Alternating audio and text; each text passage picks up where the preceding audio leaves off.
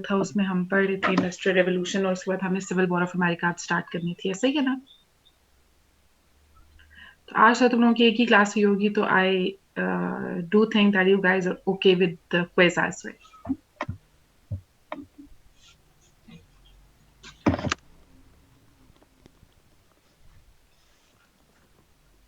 आपकी कोऑर्डिनेटर कौन है? फारिया। फारिया, आप मुझे प्लीज, अगर आप मुझे व्हाट्सएप पे मैसेज कर दें कि मैं आपको फिर भेज दूँ नोट्स, ताकि बच्चों को वो शेयर कर दिए जाएं। I don't have your number. Okay ma'am, मैं आपको करती हूँ। Okay, thank you. अच्छा, तो सिविल वॉर ऑफ अमेरिका हम स्टार्ट करते हैं। तो कल हमने थोड़ा सा, मैंने आपको इंट्रोडक्टरी बैकग्राउंड से बता दिया था कि what actually was the civil war of America. तो आपको इतना तो पता है कि सिविल वॉर बेसिकली ऐसी वॉर को कहते हैं which is within a country, एक मुल्क के अंदर कोई जो जंग हो रही होती है, that is called the civil war. तो सिविल वॉर ऑफ अमेरिका में बेसिकली अगर हम देखा जाए तो this civil war is actually being fought on the issue of slavery between the south America and the north America. तो civil war of America में basically हमें अपनी आपको याद होगा कि जब हमने अमेरिका बनने की बात की थी, तो हमने कहा था कि अमेरिका बनने से पहले ही जो थॉमस जेफरसन है, उसने एक sort of a form of governance जो है वो स्टैब्लिश किया था। इसका नाम था डिक्लेरेशन ऑफ इंडिपेंडेंस। याद नहीं बात? 4 जुलाई 1776 में, when the war was still going on. तो डिक्लेरेशन ऑफ इंडिपेंडेंस जो है, उसमें जो मेन पॉइंट्स ना, उसमें फ्रीडम था, इक्वालिटी था, जस्टिस था। इसका मतलब ये है कि जो स्लेवरी है ना, that was actually the violation of the declaration of independence. ठीक है, और आपको ये भी पता है कि जो स्लेवरी का इशू है वो भी पेंडिंग रहने दिया था कॉन्स्टिट्यूशन में। ऐसे ही है ना? हाँ ना, नहीं आ रही तुम्हें तो समझ नहीं आ रहा क्या कह रही हो। चलो सही हो गया। अच्छा, तो इस तरह की बहुत सारे कॉम्प्रोमाइजेस जो है वो हुए, जिसको एक है मिजूरी कॉम्प्रोमाइज। ठीक है, मिजूरी कॉम्प्रोमाइज हमने डिटेल में पढ़ा था आई थिंक, लेकिन चले मैं आपको एक हल्का सा भी बता देती हूँ। आप लोग याद है ना कि हमने पढ़ा था मिजूरी कॉम्प्रोमाइज? जी। तो बेसिकली 1820 में ये हुआ था कि अमेरिका की जो नंबर ऑफ स्टेट्स थी ना, वो 22 थी, जिनमें से 11 फ्री स्टेट्स थे और 11 स्लेव स्टेट्स थी। ठीक हो गया? तो 11 स्लेव से 11 फ्री स्टेट थी। तो एक स्टेट, नई टेरिटरी जब अमेरिका ने ली, इसका नाम था मिजूरी। तो उस मिजूरी स्टेट ने ये कहा कि आप हमें स्लेव स्टेट बना दें, because the land there was fertile and they were more interested in doing the agricultural production. तो उन्होंने कहा था कि आप हमें स्लेव स्टेट बना दें। जब उन्होंने स्लेव स्टेट बनाने का कहा, तो जो नॉर्थ वाले थे, they started protesting on this stance that if Missouri becomes a slave state, तो फिर number of like free state और नंबर ऑफ स्लेव स्टेट जो हैं वो रह जाएंगी, वो लाइक कॉमन, लाइक इक्वली रहेंगी। तो इसलिए तो उस टाइम पे whoever was a president, उसने ये कहा था कि let me make Missouri a slave state, और मैं अप नॉर्थ में एक और स्टेट है जिसका नाम है मेन, उसको मैं बना दूंगा फ्री स्टेट। तो इस तरह से मिजूरी के इशू पे there was a compromise being made, और इसलिए इसको कहा जाता है मिजूरी कॉम्प्रोमाइज। ठीक है, फिर थ्री फिफ्थ कॉम्प्रोमाइज के बारे में भी हमने पढ़ा था कि थ्री फिफ्थ कॉम्प्रोमाइज जो है, फातिमा अपना कैमरा प्लीज बंद कर लें।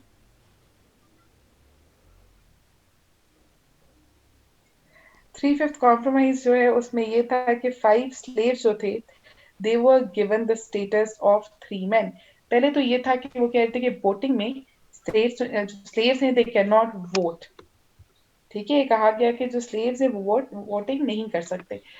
नॉर्थ लिखा जा रहा था कि स्लेव वोट ना करें, क्योंकि कॉन्स्टिट्यूशन में जब स्लेवरी का कोई तस्करा ही नहीं किया गया, तो स्लेव्स को वोटिंग राइट्स भी नहीं मिलने चाहिए।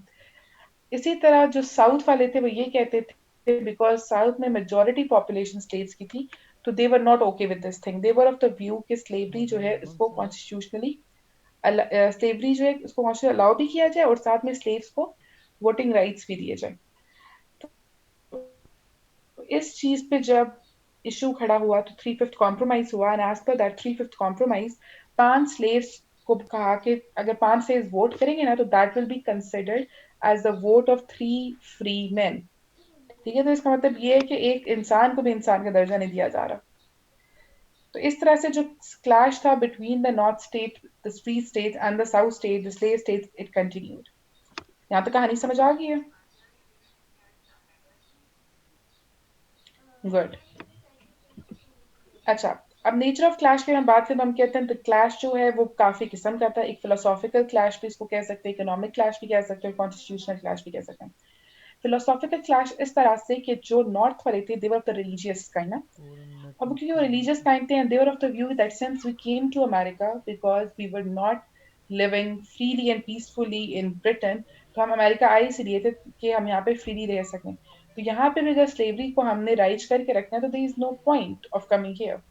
जबकि साउथ का जो पॉइंट ऑफ व्यू था वो ये था कि we are only using slaves for the purpose of making our life comfortable.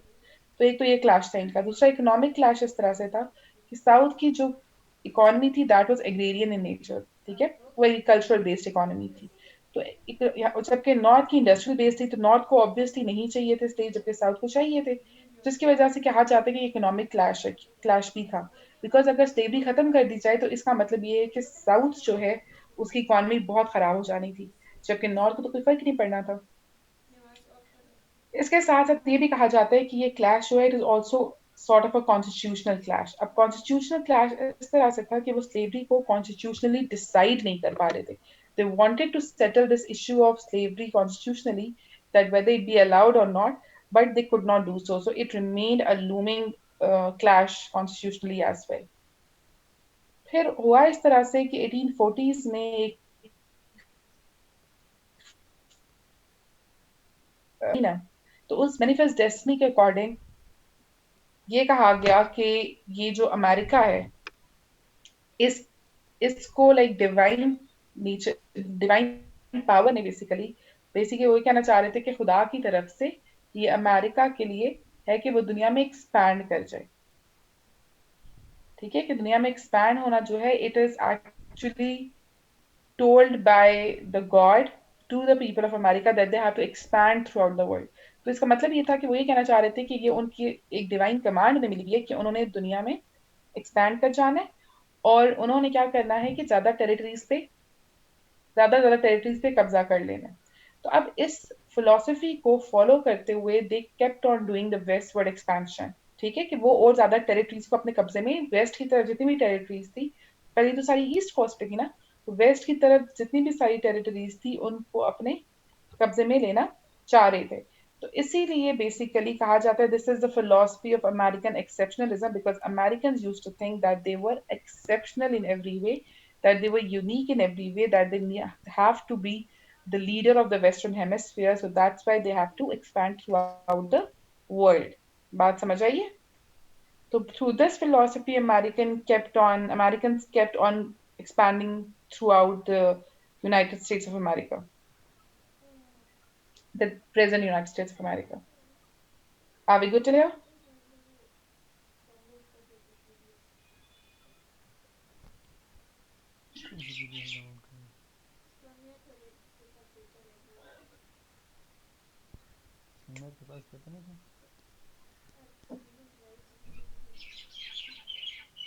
चलें, गुड हो गया।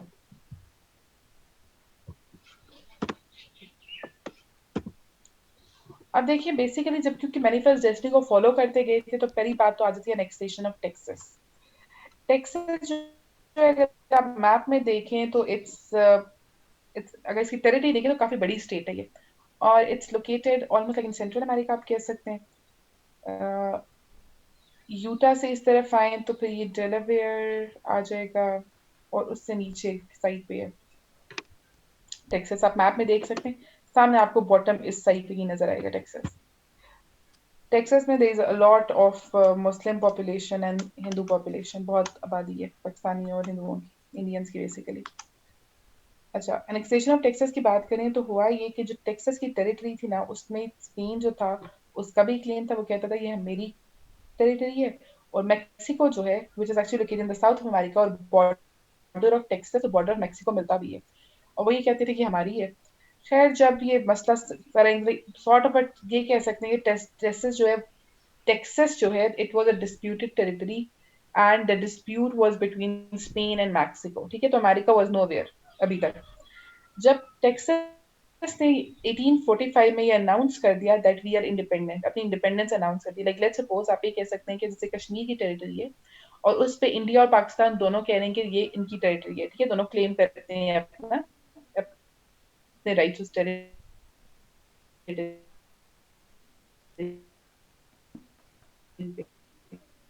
और लेट्स सपोज कश्मीर जो है वो अपनी टेक्सास में डिक्लेयर्ड इट्स इंडिपेंडेंट 1845। तो अब देखें बेसिक तो because Texas declared that it is independent, तो व्हेन टेक्सास बिकेम इंडिपेंडेंट तो it was easily annexed by India, by America sorry. तो अमेरिका ने उसको एनेक्स कर लिया।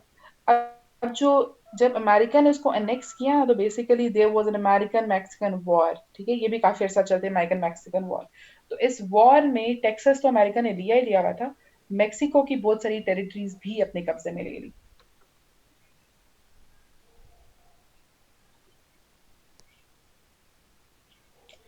सही हो गया? So this is how the territory of Texas was annexed, and this is how the Texas became the state of America.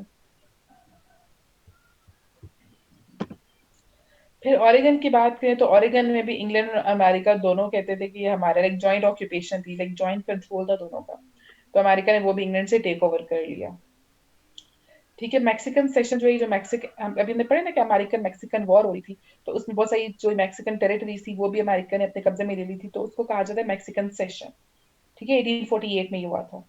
अब आप ये देखें कि ओरेगन मिल गया है इधर, यहाँ पे उसके पास टेक्सास आ गया है, मैक्सिकन टेरिटरीज आ गई हैं। तो इसका मतलब ये है कि अमेरिका के पास बहुत ज्यादा टेरिटरी इकट्ठी हो गई थी। लेकिन मसला एक ही था, मसला ये था कि जब भी ये नई टेरिटरीज बनती थी तो एक ही इशू अराइज होता था कि अब इन टेरिटरीज जिनको हम स्टेट में कन्वर्ट करने वाले हैं इनका क्या किया जाएगा। Are these territories, are these states going to be slave states or the free states? This issue kept on coming over and over again whenever a new territory was annexed or captured or purchased. Are we good till here?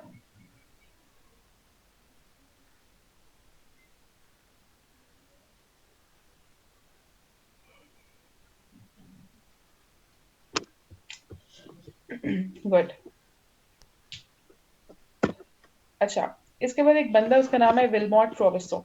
ठीक है, Wilmot प्रोविसो ने California से related एक उसने दिया था proposal. तो उसने ये कहा कि जो जितनी भी नई टेरिटरीज है ना, उनसे स्लेवरी को हटा देते हैं, खत्म कर देते हैं, कैलिफोर्निया को फ्री स्टेट बनाते हैं, और ये कर देते हैं कि जो पहली स्टेट्स हैं, लाइक ऑलरेडी जो साउथ वाली स्टेट्स हैं, जो स्लेव स्टेट्स हैं, उन पे पॉपुलर वोटिंग करते हैं। और पॉपुलर वोटिंग से हमें, पॉपुलर वोटिंग में पता है क्या होता है, लाइक वे पीपल वोट। तो पॉपुलर वोटिंग से हम ये डिसाइड करेंगे कि क्या उन नई कैप्चर की हुई टेरिटरीज जो है, सॉरी हाँ, तो उन्होंने ये कहा था कि पहली बात है कि स्लेवरी को एलिमिनेट कर लेते हैं नई टेरिटरीज से। जहां पे बेसिकली वही कहना चाहते हैं कि जहां पे भी कॉन्फ्लिक्ट है वहां पे न्यूली एक्वायर्ड टेरिटरीज में पॉपुलर वोटिंग से डिसाइड कर लेते हैं that what will be the future of the slavery. ठीक है, और कैलिफोर्निया को हम फ्री स्टेट बना देते हैं। अब ये कहा जाता है कि the proposal given by Wilmot Proviso, this also set the stone for the Civil War of America. ठीक है, देखिए एक तो वो ये कह रहे हैं कि California is like the largest state of America. ठीक है, लार्जेस्ट इन अ वे कि उसकी पॉपुलेशन बहुत ज्यादा है। अब एरिया ज्यादा नहीं है, पॉपुलेशन ज्यादा, एरिया अलास्का का सबसे ज्यादा है। तो पॉपुलेशन ज्यादा, तो अब अगर आप देखो तो अब लेट्स सपोज पॉपुलेशन ज्यादा होने का मतलब ये है कि उस स्टेट की रिप्रेजेंटेशन जो है वो सबसे ज्यादा होगी। if you combine the representation in the Senate and the House of Representatives, तो कैलिफोर्निया की रिप्रेजेंटेशन सबसे ज्यादा है, इट्स 55 सीट्स। इसमें 53 जो है वो हाउस ऑफ रिप्रेजेंटेटिव्स में और 2 जो है वो सेनेट में। लेकिन खैर उस टाइम जब कैलिफोर्निया बना था तो उस टाइम तो खैर ऑब्वियसली पॉपुलेशन नहीं थी, but what actually attracted people to California वो देखते हैं हम। जी, all these led to the civil war ना, कि देखिए स्टेट्स जो है वो ज्यादा ज्यादा जो है वो अमेरिका एक्वायर किए जा रहे हैं। अब उन स्टेट्स का कोई फ्यूचर तो होना था ना, उन स्टेट्स का फ्यूचर क्या होना था वो पता चलेगा through the civil war. Popular voting ये होती है, voting by the people, by the common people. Like if I and you Shariq are going to vote, then that will be the popular voting. ठीक हो गया? तो अब बेसिकली क्या है कि इस प्रपोजल ने ऑब्वियसली मसले तो करने थे। एक तो ये कि वो ये कह रहे हैं कि जो नई एक्वायर्ड टेरिटरीज हैं उनसे आप स्लेवरी को खत्म कर दें। दूसरा वो ये कह रहे हैं कैलिफोर्निया को फ्री स्टेट बना दें। अब कैलिफोर्निया को फ्री स्टेट क्यों बनाने का कह रहे थे वो भी हम अगली स्लाइड में देखते हैं। एक चीज इसको कहा जाता है गोल्ड रश ऑफ कैलिफोर्निया। ठीक है, तो 1848 से 1855 के दौरान में एक वहां पे James W Marshall was a person. Note करना है, करो यार जल्दी करो। जी जी प्लीज।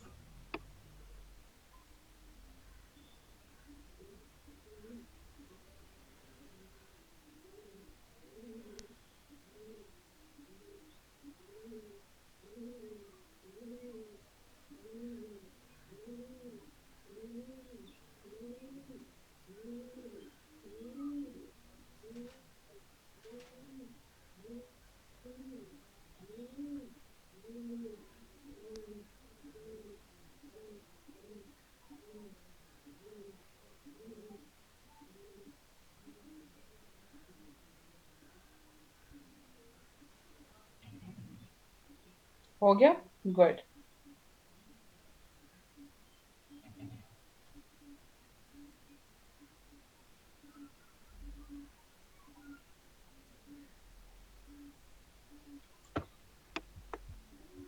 एक सेकेंड।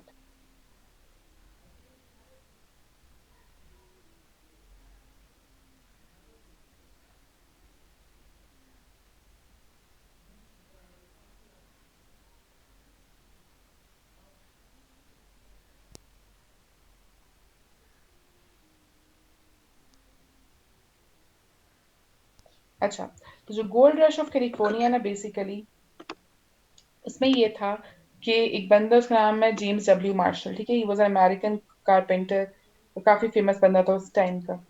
ठीक है, तो बेसिकली उसने ना उस मिल में, the way he was working, I don't know the name of the mill जहाँ वो काम कर रहा था, तो वहां पे उसने बेसिकली गोल्ड डिस्कवर किया। ठीक है, like on the American river को इसने गोल्ड डिस्कवर किया। तो ये जो गोल्ड की खबर थी, देखिए आपके पास मैंने स्टार्ट में बताई थी कि people actually migrated from Britain to America in search of gold, right? People were thinking that they will discover gold in the newly found world, but they didn't actually found that. But हुआ यहाँ पे कि जब when they moved from when the news of gold circulated, तो उससे हुआ है कि approximately 300,000 people जो है they started migrating to California from different states of the United States and from abroad as well. तो जब ये सारे लोग मूव करना शुरू हो गए तो that actually led to such a greater population of California. तो बहुत जल्दी से कैलिफोर्निया में ना आबादी बढ़ गई। तो कॉम्प्रोमाइज 18 ऑफ 1850, और उसमें कॉम्प्रोमाइज ये किया गया कि अब इसको सेटल, जो भी प्रेसिडेंट था उसने इस तरह से किया कि कैलिफोर्निया को उन्होंने फ्री स्टेट बना दिया। ठीक है, और एक फ्यूजिटिव स्लेव लॉ पास किया। फ्यूजिटिव स्लेव लॉ ये था कि कोई भी स्लेव जो है अगर वो भाग के अपने मास्टर से कहीं और चला गया है तो it is actually mandatory for the person जिसके पास भी वो गया है कि वो वापस करे उस स्लेव्स को, अपने मास्टर को, टू द साउथ। ठीक है, और फिर ये डिसाइड कर लिया गया कॉम्प्रोमाइज 1850 में कि अब जो भी स्टेट्स नहीं बनेंगी उनमें लोगों का पॉपुलर वोट जो होगा वो डिसाइड करेगा फ्यूचर ऑफ द स्लेवरी। बात समझ आइए? फ्यूजिटिव स्लेव लॉ की समझ आई है कि बेसिकली क्या कह रहे थे कि लेट्स सपोज, जैसे मैं आपको एग्जांपल देती हूँ कि एक स्लेव जो है वो साउथ से भागकर आ गया और वो नॉर्थ आ गया। ठीक है, फ्री स्टेट में आ गए। तो फ्यूजिटिव स्लेव लॉ पास किया गया कि जो भी स्लेव भाग के अपने मास्टर से दूर आ गए हैं, it is mandatory on the people जिनके पास वो आए हैं कि वो उन स्लेव्स को वापस अपने मास्टर को लौटाएं। तो that was the fugitive slave law. समझ आइए?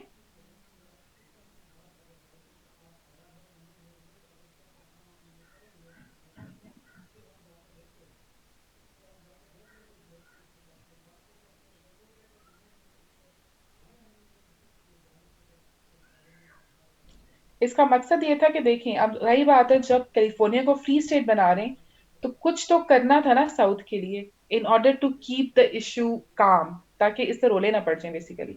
तो वो कॉम्प्रोमाइज यही था कि south actually compromise in this thing कि ठीक है यार कैलिफोर्निया को फ्री स्टेट बनाने दो, but if they are making it a free state तो there has to be some benefit जो कि हमें भी मिलेगा। तो वो बेनिफिट उनको ये मिल रहा था कि वो फ्यूजिटिव स्लेव लॉ पास करे थे। So that's why it is called the compromise of 1850। ठीक है, लिख लिया? गुड।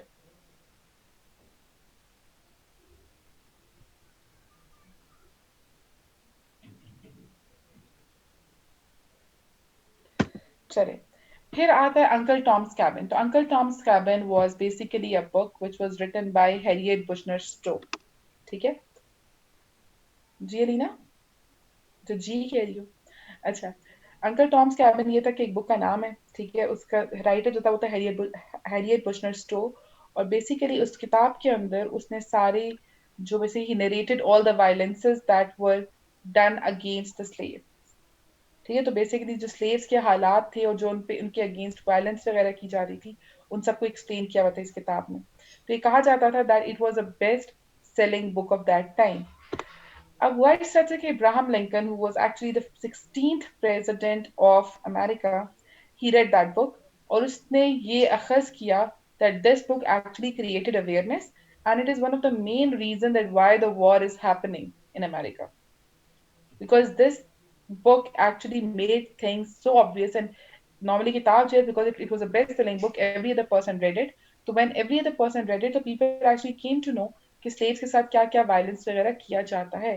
तो people actually retaliated against it कि that this should not happen, and for that the civil war actually started.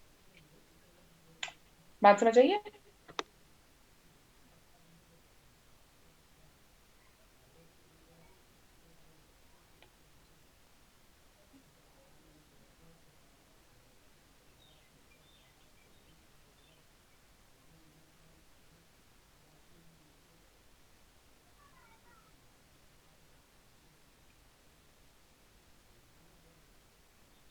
Yeah, it actually lit the fire, rightly said.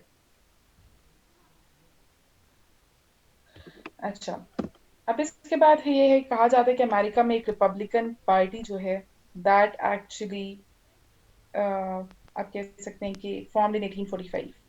ठीक है, 1845 में when Republican party party system जो है ना वो basically start हो गया अमेरिका में। तो रिपब्लिकन पार्टी जब 1845 बनी तो उसका मैनिफेस्टो ये था कि we are going to abolish the slavery. ठीक है, अब बेसिकली इलेक्शंस होने वाले थे उसके बाद। जो इब्राहम लिंकन था, ही जॉइन दिस पार्टी। उसने कहा कि मैं बन गया प्रेसिडेंट तो मैं स्लेवरी को खत्म कर दूंगा। तो this party actually became very famous in north, because north वाले भी तो ये चाहते थे कि स्लेवरी खत्म हो जाए, जबकि साउथ वाले जो हैं south were disgusted by the Abraham Lincoln, they did not like him. जबकि नॉर्थ जो था दे वर वेरी हैप्पी कि यार लिंकन बन जाए। बट साउथ न्यू कि अगर लिंकन प्रेसिडेंट बन गया तो that means it will be the end of us. समझ आइए बात?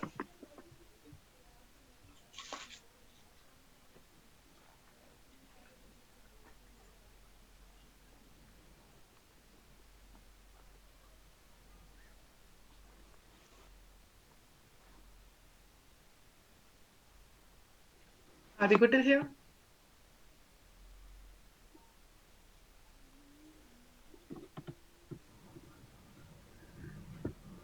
अच्छा, अब एक, Kansas is the state of America, Nebraska is also a state of America. ठीक है, तो एक एक्ट पास होता है which is called the Kansas and Nebraska act 1854। अब कैंसस और नेब्रास्का में बेसिकली ये डिसाइड करना था that whether these two states are going to be free states और द स्लेव स्टेट्स। तो ये कहा गया कि चले पॉपुलर वोट जो है लोगों का वो डिसाइड करे, क्योंकि अभी कॉम्प्रोमाइज किया था 1850 का उन्होंने, कि 1850 कॉम्प्रोमाइज में क्या था कि the popular vote of the people will decide the future of slavery. तो हुआ इस तरह से कि लोगों का जो पॉपुलर वोट है उसे डिसाइड किया गया। लेकिन जब पॉपुलर वोटिंग की बात आई तो it was only the popular voting of the white people and not the black ones. Like जिनके बारे में फैसला होना था they were not eligible to vote, and the people who were ruling upon them they were voting. Like check करेंगे कितना तजाद है बात, मतलब इनकी हरकतों में और काम में। अच्छा है, तो पॉपुलर वोट वाइट पीपल ने ये डिसाइड करना था फ्यूचर ऑफ स्लेवरी। यार जल्दी लिखा करो ना, लास्ट टाइम रह गई है बस। Party was famous in north, हो तो कुछ नहीं लिखा मैंने।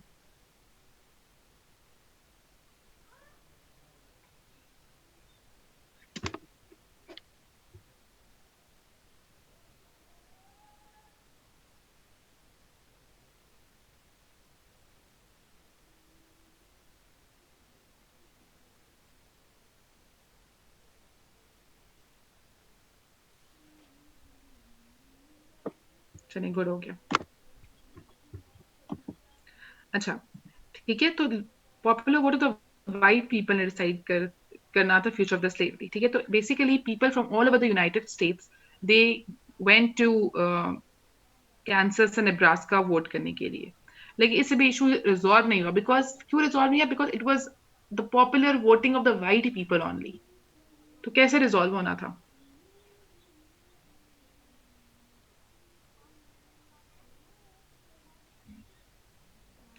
बात समझ आइए। फिर है अमेरिका में इलेक्शंस हो गए 1855 में, रिपब्लिकन पार्टी नहीं जीती, तो that means Abraham Lincoln did not become the president of America the first time he was contesting for the presidency. तो पहली दफा जब वो प्रेसिडेंसी के लिए कॉन्टेस्ट करता है, he did not become the president of America. Republican party नहीं जीती। खैर 1857 में जो भी गवर्नमेंट आई, उसने प्रोटेक्टिव टैरिफ एक्ट लगा दिया कि हम अपनी जो इंडिजिनस इंडस्ट्री है उसको प्रोटेक्ट करेंगे। अब जब ये करते थे ना कि अपनी इंडिजिनस इंडस्ट्री को प्रोटेक्ट करने के लिए टैरिफ एक्ट लगाते थे, तो इससे नॉर्थ वाले तो बहुत खुश होते थे, because they were the industrial states, they were producing the goods जो बेसिकली जिनकी जो ज्यादा प्रमोट होंगे अगर प्रोटेक्टिव टैरिफ एक्ट लगाया जाएगा। बट साउथ जो है, साउथ वाले जब भी प्रोटेक्टिव टैरिफ एक्ट लगता था, they were not happy. And the reason being was कि साउथ वाले अपनी एग्रीकल्चर प्रोडक्शन के लिए जो भी इक्विपमेंट्स वगैरह लेते थे, वो बाहर से लेते थे, बिकॉज बाहर जो इक्विपमेंट वो लेते थे वो उनको चीपर पड़ते थे as compare to buying the equipment from the north. तो इसलिए कहा जाता है कि जो प्रोटेक्टिव टैरिफ एक्ट लगाया जाता था, that also added to the grievances of the south.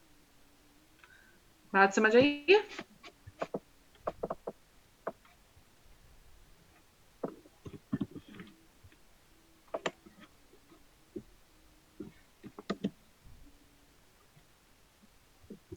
Do you guys understand this?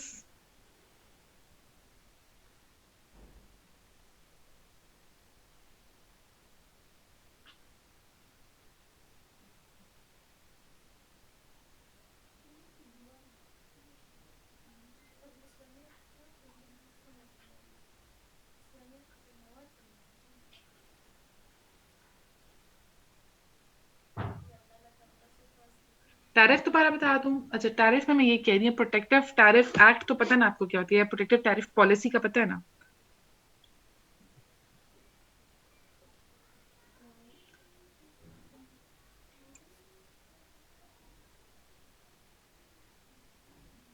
सामा या उस्मान जो भी नाम है, और तहजीब, आप दोनों से पूछ रही हूँ। हाँ जी। तो बेसिकली क्या था कि बाहर से जो प्रोडक्ट्स आते थे ना, उन पे प्रोटेक्टिव टैरिफ एक्ट लगा दिया जाता था, प्रोटेक्टिव टैरिफ पॉलिसी अप्लाई कर दी जाती थी। हाँ जी, कि बाहर की जो इम्पोर्ट है वो महंगी कर दी जाए। अब जब बाहर सारे प्रोडक्ट्स महंगे हो जाएंगे तो they will not appeal the public, तो लोग अपने इंडिजिनसली प्रोड्यूस्ड गुड्स जो है वो परचेज करना चाहेंगे। अब 1857 में जब प्रोटेक्टिव टैरिफ एक्ट लगता है, तो वो इसलिए लगता है कि अपनी इंडिजिनस इंडस्ट्री जो है उसको प्रमोट करें, बाहर वाले प्रोडक्ट्स लोगों को महंगे लगें और लोग अपने ही प्रोड्यूस्ड गुड्स जो है वो खरीदना शुरू कर दें। अब देखिए, इस पे नॉर्थ जो था वो तो खुश था। Why? Because north were the north states जो थी, दे वर द इंडस्ट्रियल स्टेट्स। तो इसका मतलब है कि प्रोटेक्टिव टैरिफ एक्ट लगने से उनके अपने प्रोड्यूस्ड गुड्स जो हैं वो प्रमोट हो रहे हैं ना, नॉर्थ के गुड्स प्रमोट हो रहे हैं। तो North was happy with the protective tariff policy, but South was not happy. The reason being was कि South अपनी जो भी चीजें वगैरह थी for the agricultural production, जो भी equipments, items वगैरह लेते थे, they used to import that from outside, from abroad, बाहर के मुल्कों से लेते थे। तो जब वो महंगे हो जाते थे, उनको महंगे पड़ते थे। तो इसका मतलब है they were not happy with this, but the North was happy.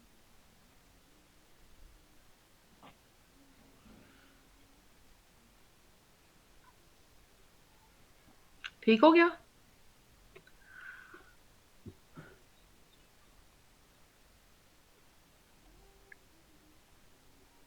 चलें, गुड हो गया। फिर एक ड्रेड स्कॉटिश केस है, ठीक है? ये भी खैर काफी ज्यादा आप कह सकते हो कि हक तलफी की गई है लोगों की यहाँ पे। तो ड्रेड स्कॉटिश जो है उसका वो एक स्लेव का नाम है, ठीक है? अब कहानी में ये है बेसिकली कि ड्रेड स्कॉटिश जो है वो स्लेव था, तो that means he used to live in south. तो वो साउथ रहा करता था अपने मास्टर के साथ, ठीक है? साउथ स्लेव स्टेट है, he was living with his master. तो basically he was an African American. तो अपने मास्टर रह रहा था, तो उसके मास्टर ने ना माइग्रेट करके नॉर्थ चला गया, तो वो ड्रेड स्कॉटिश को अपने साथ लेके चला गया। तो इसका मतलब है साउथ स्टेट, स्लेव स्टेट में ही was living with his master. His master migrated and went to the north, which is a free state, और जब वो नॉर्थ चला गया तो ड्रेड स्कॉटिश पे साथ चला गया, स्लेव भी साथ चला गया। खैर, जब वो ड्रेड स्कॉटिश पहुंचा ना नॉर्थ, तो उसने एक कंप्लेन फाइल की और उसने ये कहा कि अब चूंकि मैं नॉर्थ में हूं तो I should be free because north is a free state, right? Northerly states free states हैं, तो I should be free, which I think was logically right. But the Supreme Court at that time, उन्होंने ये फैसला सुनाया था that you are a slave and you will always be a slave. ठीक है कि if founding fathers of America did not free you, the Supreme Court cannot free you. Like how absurd was that?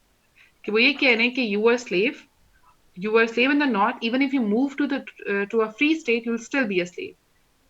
तो अगर founding fathers of America ने कोई फैसला नहीं किया था तुम लोगों के बारे में, तो supreme court can not free you like this. अब इस ड्रेड स्कॉटिश केस में, yeah, wherever you live, you will be a slave. If you are born a slave, you will die a slave. So that's what the outcome of the Dred Scottish case was.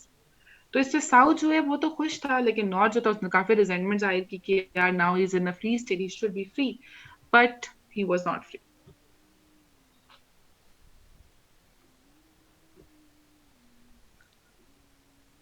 यहाँ तक बात समझ आ गई है?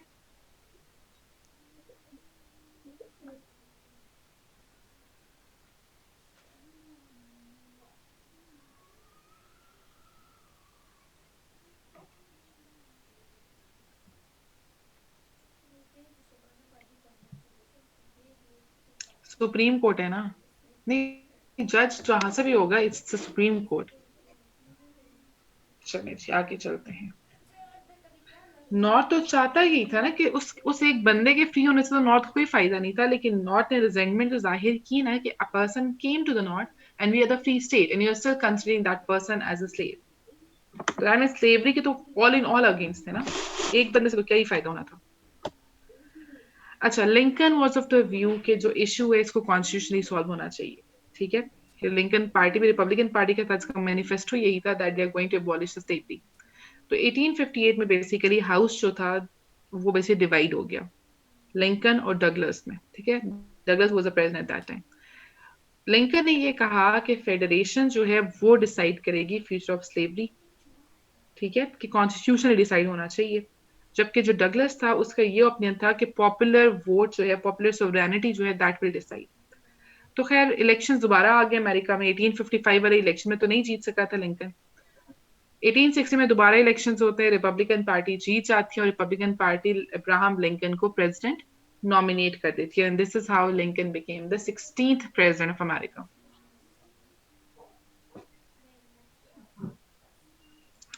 ठीक हो गया?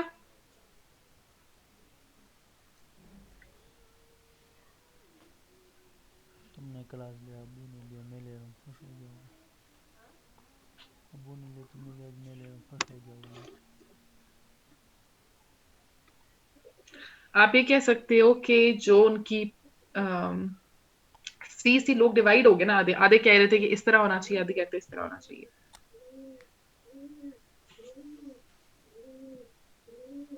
1860 में क्यों नहीं थे? 10 साल बाद इलेक्शन तो नहीं होते अमेरिका में। 1855 में पहले हुए थे, 4 साल बाद होते हैं।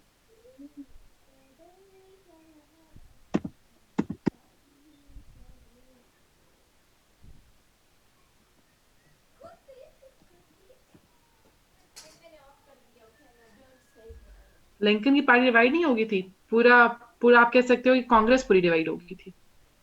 Half of them were like के वो लिंकन की साइड थे, half of them were not with Lincoln. ये देखने दो।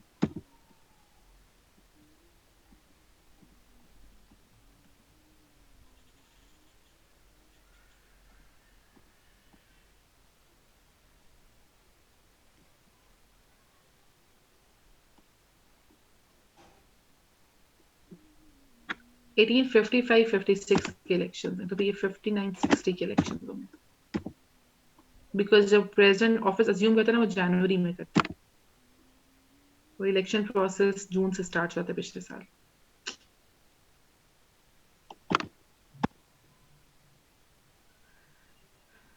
अच्छा खैर, अब हुआ इस तरह से कि जब इलेक्शंस हुए 1860 के, रिपब्लिकन पार्टी जीत गई। रिपब्लिकन पार्टी जीती तो रिपब्लिकन पार्टी ने लिंकन को नॉमिनेट कर दिया फॉर द प्रेसिडेंटशिप। ठीक हो गया? यहाँ तक सही है, फिर आगे चलें।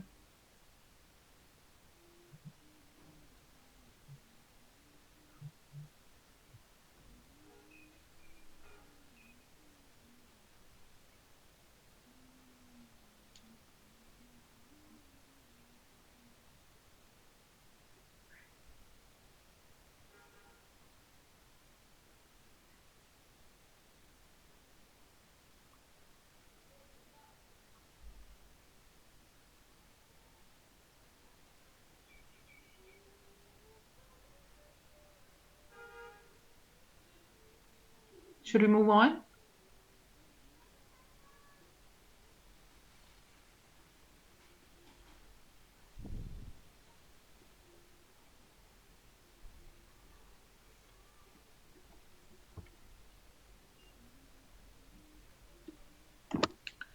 अच्छा, जब 1860 इलेक्शंस हुए ना तो लिंकन जो है वो जीत रहा था। Like it was evident that Lincoln was going to win. तो साउथ जो थी वो तो पहले से ही परेशान हो गई कि यार लिंकन तो जीत जाएगा, लिंकन जीत गया तो इस स्लेवरी को खत्म कर देगा एंड विल बी, हमारे लिए तो बहुत मसले हो जाएंगे। तो बेसिकली साउथ ने क्या किया कि साउथ ने डिक्लेयर कर दिया कि हम अमेरिका से सेपरेट हैं। और सबसे पहले जो स्टेट अलग हुई थी वो हुई थी साउथ कैरोलिना। ठीक है, साउथ कैरोलिना की स्टेट सबसे पहले अलग हुई थी और टोटल 11 साउथ स्टेट्स जो थी वो अमेरिका से अलग हो गई 1961। जब जो 11 स्टेट्स अलग हुई हैं उन्होंने अलग होके अपने आप को डिक्लेयर कर दिया that we are separate from the United States of America, और उन्होंने अपने आप को अमेरिकन कन्फेडरेशन डिक्लेयर कर दिया।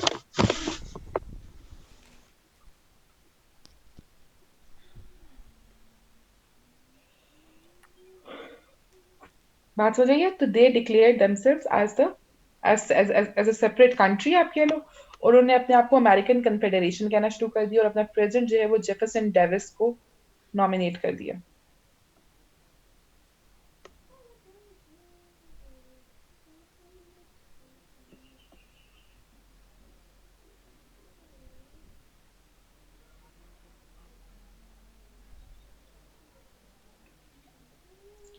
हाँ जी,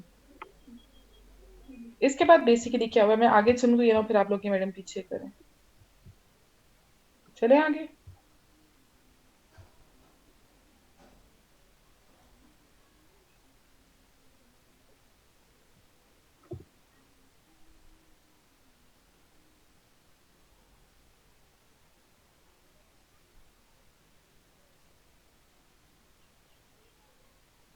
चले, गुड हो गया। अब यहाँ पे ये हुआ कि 1861 में अब हो क्या गया है कि एक हो गया अलग से अमेरिकन।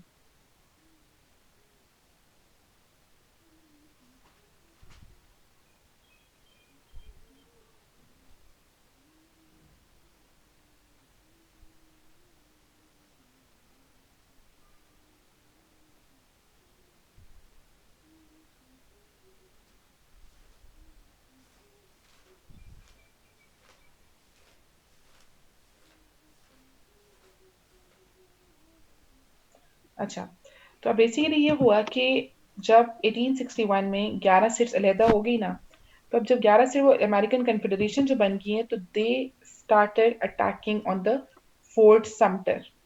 ठीक है, फोर्ट समटर जो है बेसिकली ये जो फोर्ट है it was located in South Carolina. ठीक है, तो बेसिकली हमने भी पढ़ा है कि South Carolina was the first state to be separated. तो फोर्ट लोकेट साउथ कैरोलिना पे था, लेकिन इट वाज जो जुरिस्डिक्शन थी वो फेडरल की थी उसके ऊपर, because America was a federation, United states America was a federation, लेकिन जुरिस्डिक्शन किसकी थी? फेडरेशन की थी। अब उस फोर्ट में काफी असला वगैरह लाइक एम्यूनेशन वगैरह था, तो साउथ ने उसी फोर्ट पे अटैक करना शुरू कर दिया। अब 1861 में लिंकन ने ना ये कहा कि हम स्लेवरी को एबॉलिश करेंगे, और इसकी बेसिकली उसके जो बेसिक वॉलेंटियर्स थे वो 75,000 लोग जो हैं वो आगे जंग लड़ने के लिए अगेंस्ट द साउथ। तो लिंकन ने वॉर जो है वो डिक्लेयर कर दी ऑन द सदर्न स्टेट, जो कि अमेरिकन कन्फेडरेशन अपने आप को कह रही थी। तो फिर जंग है between the north states and the south states, it continued for 4 years like 4 साल रही है when Lincoln was president. वो सारा टाइम ये जंग रही है वहां पे between the south and the north states. ठीक हो गया? तो जंग किधर हुई है? On fort Sumter. वहां पे अटैक करना शुरू किया था उन्होंने. That fort had. अरीना कहाँ से समझ नहीं आई?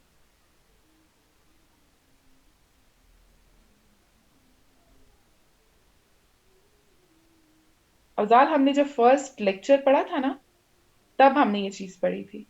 और आखिरी लेक्चर में हमने एक ओवरव्यू दिया था because you had only 10 minutes left for the lecture to and.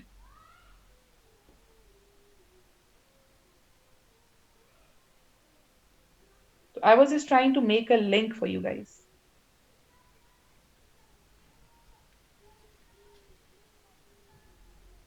अच्छा, अरीना बेसिकली हम ये कह रहे हैं कि आपको ये समझ आ गई है कि साउथ स्टेट्स अलहदा होके उन्होंने अपने आप को अमेरिकन कन्फेडरेशन कह दिया.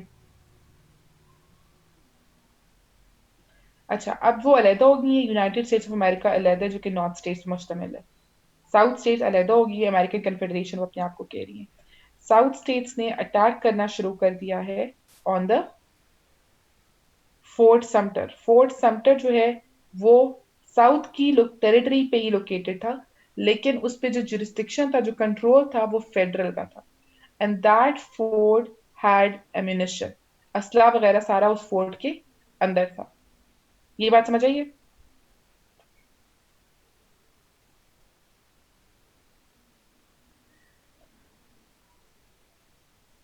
अरीना, ये बात समझ आइए? Okay, good. अब ये है बेसिकली कि जब असला उस अब अटैक करना शुरू कर दिया तो that means they started the war. तो उस वॉर के जब उन्होंने अटैक के रिटेलिएशन में लिंकन ने एबॉलिशन ऑफ स्लेवरी पे स्पीच थी और उसने ये कहा कि आप like who is with me वगैरह ना. तो 75,000 वॉलंटियर्स जो हैं they came forward to fight the war with Lincoln. और इस तरह से Lincoln actually announced the war on the southern states. And this is called the civil war of America that lasted from 1861 to 1865. ये मैं आपको overview first lecture में दे चुकी हूँ पहले.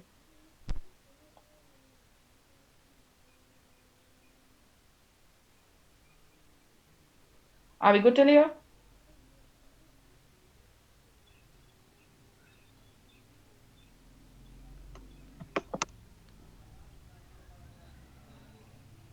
अच्छा, 1862 में लिंकन एक एक्ट पास किया which was called the homestead act. Homestead act ये कहता था कि लिंकन ने ये कहा कि जो फेडरेशन के अगेंस्ट नहीं लड़ेगा, फेडरल गवर्नमेंट उसको अपनी तरफ से लैंड्स देना, जमीनें देना शुरू करेंगी. तो basically he was trying to bribe the people to be with him. ठीक है, बिकॉज वो नहीं चाह रहे थे कि इतने ज्यादा दंगे फसाद हो जाएं. इतने ज्यादा फड्डे नहीं चाह रहे थे वो. तो उसको कर्टेल करने के लिए दे डिड दिस. उसने कहा एक एक्ट पास किया which was called the homestead act कि जो नहीं लड़ेगा उसको लैंड्स अवार्ड की जाएंगी. फिर 1863 में एक एमांसिपेशन प्रोक्लेमेशन आया. ठीक है, लाइक एक प्रोक्लेमेशन आया रिगार्डिंग एमांसिपेशन, आप कह सकते हैं. एमांसिपेशन प्रोक्लेमेशन में ये था कि इट वाज सॉर्ट ऑफ, आप कह सकते हैं, it was sort of an executive proclamation regarding making the slaves free basically. उन्होंने ये कहा कि जो इस लिंकन ने ये कहा कि हम क्या करेंगे, हम यूएस के हर स्टेट में से, हर पोर्शन में से स्लेव्स को फ्री करेंगे. ठीक है, और स्लेव्स को ये सारी बातें बताई. जब स्लेव पॉपुलेशन ने ये सब बातें लिंकन की सुनी वगैरह, तो they started supporting Lincoln. And Lincoln even promise them कि मैं कॉन्स्टिट्यूशनली स्लेवरी को अबॉलिश करूंगा by passing the amendment constitutionally. सही हो गया?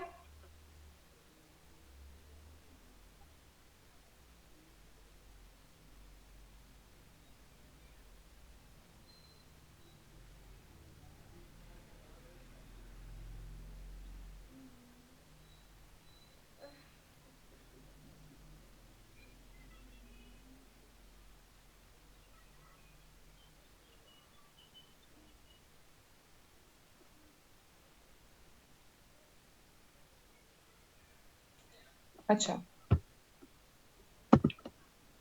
अब आप देखें अगर, हाँ जी रमेशा, अब देखिए इस तरह से कि अगर हम नॉर्थ और साउथ की लड़ाई को कंपेयर करें, तो हमें अभी हम इतनी देर से बात, इतने दिनों से बात कह रहे हैं कि साउथ जो थी वो तो सदर्न स्टेट्स थी, राइट? तो सदर्न स्टेट जो है वो तो एग्रीकल्चरल स्टेट्स थी, they did not have weapons with them, or they did not have that industrial capability to fight a war. जबकि नॉर्थ स्टेट जो थी वो उनकी इंडस्ट्रीज थी, वो मैन्युफैक्चर खुद करते थे मिनिशन वगैरह। जो अगर ट्रांस कॉन्टिनेंटल रेल रोड थी वो भी नॉर्थ में थी। ठीक है, ट्रांस कॉन्टिनेंटल क्या होता है?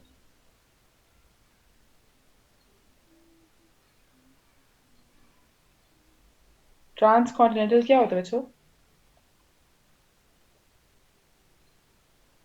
बड़े आजमी, व्हाट्स बड़े आजमी?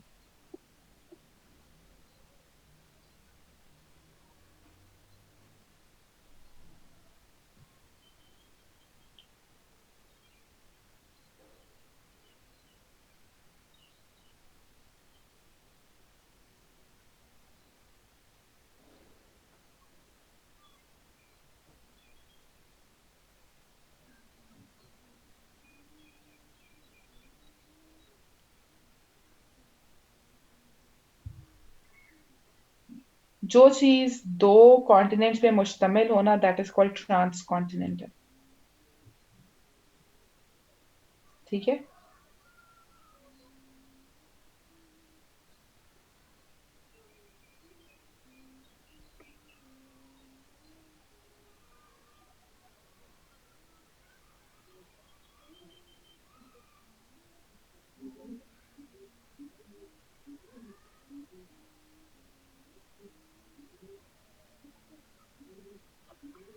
जी, one continental link to the other. अच्छा, तो जो रेल रोड थी ट्रांस कॉन्टिनेंटल, वो बेसिकली क्या थी? That was also basically located in north, मतलब नॉर्थ में ज्यादा थी वो। पॉपुलेशन नॉर्थ जो थी वो भी ज्यादा थी। ठीक है, अब जबकि साउथ जो थी उसमें आपको ये पता है कि तो एक तो एग्रीकल्चरल स्टेट्स थी, वो कॉटन एक्सपोर्ट करती थी, टोबैको एक्सपोर्ट करती थी। जो साउथ थी उनकी पॉपुलेशन जो है वो 9 मिलियन पॉपुलेशन थी, जिनमें से 89% of the 9 million population was slaves। ठीक है, तो आप खुद देखें कि will slaves be willing to fight against themselves? Obviously not। तो अगर हम कंपैरिजन भी करें तो south was way too behind than the northern states। North was like way too forward, like way too advanced and way too developed। फिर खैर 1865 में south ने सरेंडर कर दिया। जब साउथ ने सरेंडर कर दिया तो America became reunited as the United States of America. ये जो अमेरिकन कन्फेडरेशन बन गई थी ये खत्म हो गई। All the states of America they were reunited. तो एक 13th अमेंडमेंट पास होती है which actually curtailed the slavery in America constitutionally। और अगर इसका टेक्स्ट देखें तो वो ये था कि neither slavery nor involuntary servitude except as a punishment for crime whereof the party shall have been duly convicted shall exist within the United States or any place subject to their jurisdiction। तो वो ये क्या कहना चाह रहे थे basically कि ना ही स्लेवरी ना ही इनवॉलेंट्री सर्विट्यूड, लाइक किसी की मर्जी के बगैर you can not make the other person your servant until and unless that basically that slavery is the result of a punishment, a result of a crime, कि आपने कोई crime किया और उसकी पनिशमेंट में यू आर बीइंग स्लेव्ड।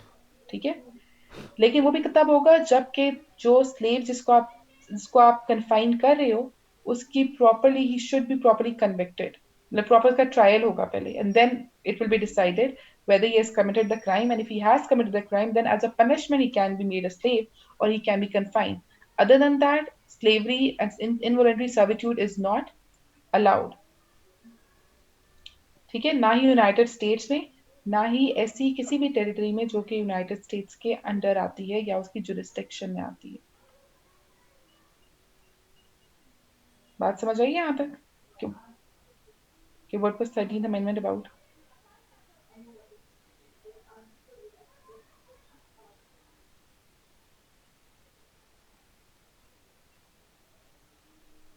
ठीक है, Abraham Lincoln ने स्लेवरी को खत्म कर दिया, कॉन्स्टिट्यूशनली खत्म कर दिया, अमेंडमेंट पास करा दी कॉन्स्टिट्यूशन में, लेकिन इसके बाद ही वाज असैसिनेटेड। जो उसको असैसिनेट करने वाला था उसका नाम था जॉन वाइक्स बूथ, और वो इस टाइम एक कॉमेडी शो देख रहा था, उसका नाम था और अमेरिकन कजन। वॉशिंगटन डीसी में. So that's how he was assassinated. Women children भी थे हमारे साथ.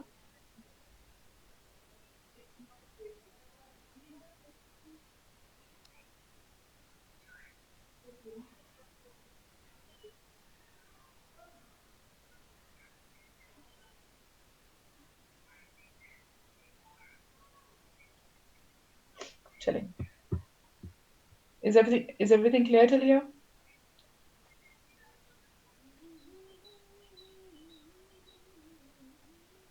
जी एक टर्म के लिए रहा है.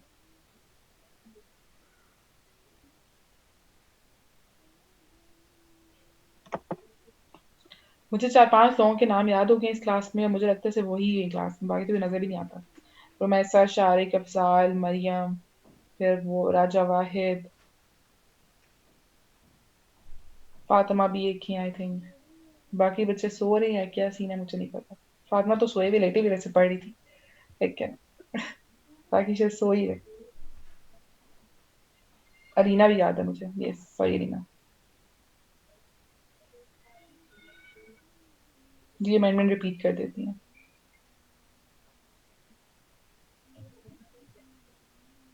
यार मतलब अगर मैं पढ़ रही होती तो मैं भी लेट की क्लास लेती ऑनलाइन. मतलब ऑनलाइन क्लासेस आई टुक वो सब मैंने अपनी एसटीपी की ट्रेनिंग दी है ऑनलाइन. तो टू बी वेरी ऑनेस्ट मैंने एक लेक्चर भी नहीं सुना. एक लफ्ज मुझे नहीं पता. मुझे ये भी नहीं पता था कि मेरे सब्जेक्ट्स कौन कौन से हैं. मैं इतनी चिल कैसे हूँ. I have always been chill. मेरी ट्रेनिंग चल रही थी एसटीपी की और मैंने कुछ भी नहीं. और एग्जाम भी आ गया और क्या करें अब पढ़ा तो नहीं था. और 20th मई से मेरी लाइक एक महीने बाद exact I have my final passing out exams and I know nothing. और मुझे उस टाइम तो अपने सब्जेक्ट नहीं पता थे. अभी भी है इतना खास नहीं पता.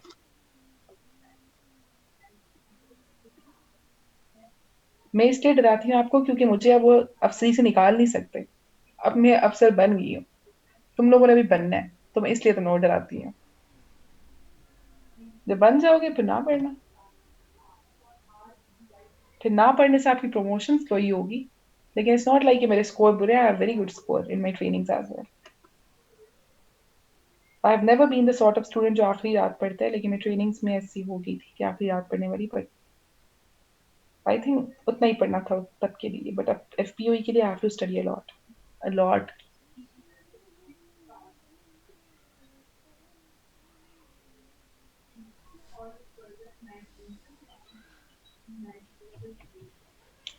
नहीं मेरी मेरी लक बहुत अच्छी नहीं है. मेरी मेहनत बहुत अच्छी है.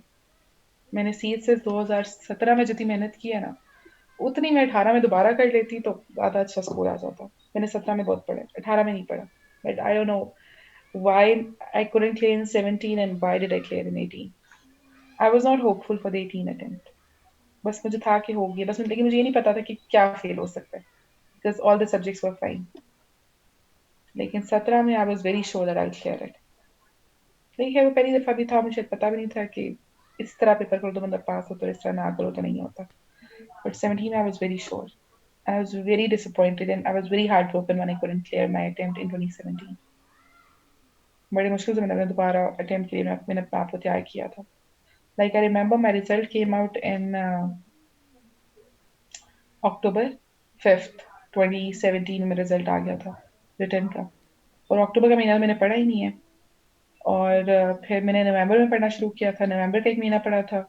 दिसंबर में मेरे भाई बहन दोनों की शादी थी तो मैंने तब भी नहीं पढ़ा. फिर जनवरी में पढ़ा था. तो ऑब्वियसली आप कह रहे हैं 18 के लिए वैसे 2 एक महीने पढ़ा. And I change 2 subjects as well for 18th attempt. मेरा 17 में ऐसे रह गया था. 17 में नहीं हुआ था ना. 17 में ऐसे रहा था. 18 में क्लियर हुआ था.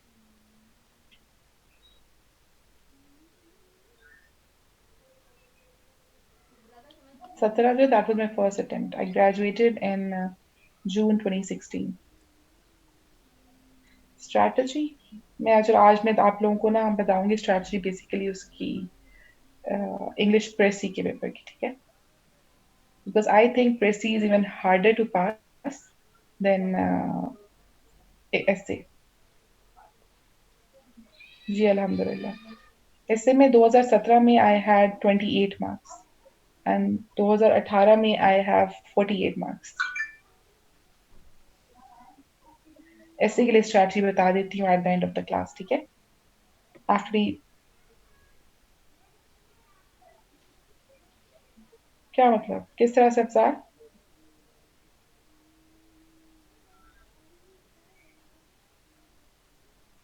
आई am in office management group and I am from AJK, तो ऑब्वियस एजेके की हर सीट नहीं आती ना, तो जो सीट्स आती हैं उन्हीं में से मिलती हैं। Those of you who are from AJK here, बिल्कुल चांस नहीं है जवाहिर पास होने का। जी मरियम, मैंने वहीं से पढ़ी थी।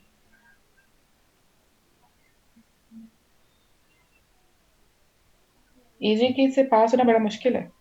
रिटर्न तो पास सबके साथ ही करना होता है, लेकिन एलोकेशन में मेरी हमारी दफा 2018 में हम 10 बच्चे पास हुए थे एंड 4 सीट्स आई थी और 2 कैरी फॉरवर्ड थी सीट्स रेलवे इंफॉर्मेशन ग्रुप की। तो बेसिकली 10 में से 6 of us got allocated, 4 allocate ही नहीं हुए थे। they didn't get the job, they just cleared the written exam। तो एचए में से 5 सीटों से ऊपर आती नहीं है नॉर्मली, हमारी दफा तो 4 आ गई थी और कैरी फॉरवर्ड थी, अब तो कोई कैरी फॉरवर्ड भी नहीं बची थी कोई। और तो इस दफा 5 सीट्स आ रही हैं, बट इस दफा तो बच्चे ही 5 पास हुए ना, तो 5 के 5 एलोकेट हो जाएंगे। हमारी दफा पता नहीं क्यों हम 10 पास हो गए थे।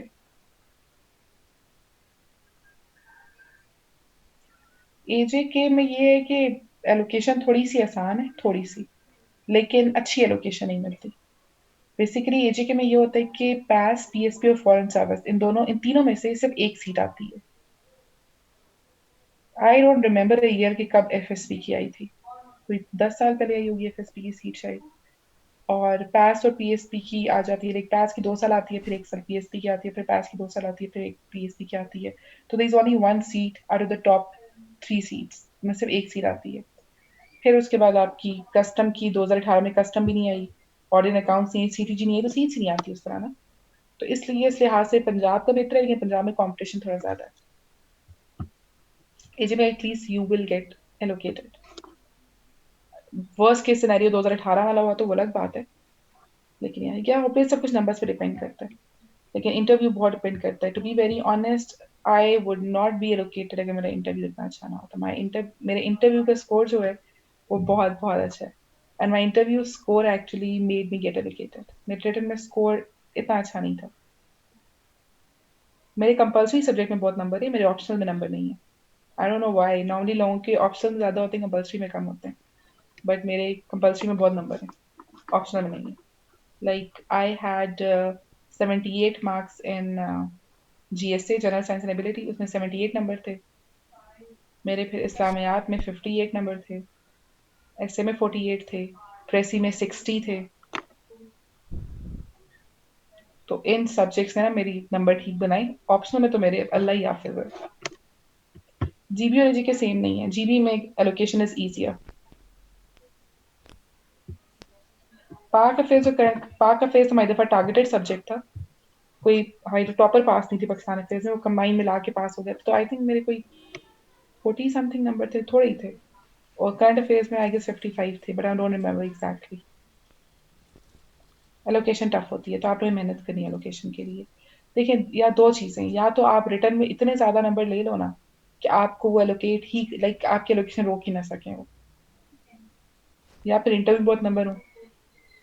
अब आई हैव बैचमेट्स जिनके रिटर्न में नंबर जो है ना वो 760 के अराउंड है, ठीक है? और इंटरव्यू के नंबर होते हैं 300, 300 में से 100 वाला पास होता है। तो अब अगर वो उसको 100 नंबर भी देते ना, तो उसने पास में एलोकेट होना था। तो बेसिकली वो अगर या तो उसको फेल कर सकते थे या पास में डाल सकते थे, there was no other option. तो 100 नंबर भी देके पास करते तो ही विल बी इन पास। तो उन्होंने उसको 102 नंबर देके पास कर दिया, वो पास में, because of the written score ही had 760 something, that's a lot. ऐसे the more you practice the better it will be. यार आप लोगों ने 40 नंबर लेने हैं एसए के लिए, आप लोगों ने 40 एसएस की प्रैक्टिस करनी है, बस बात इतनी सी है।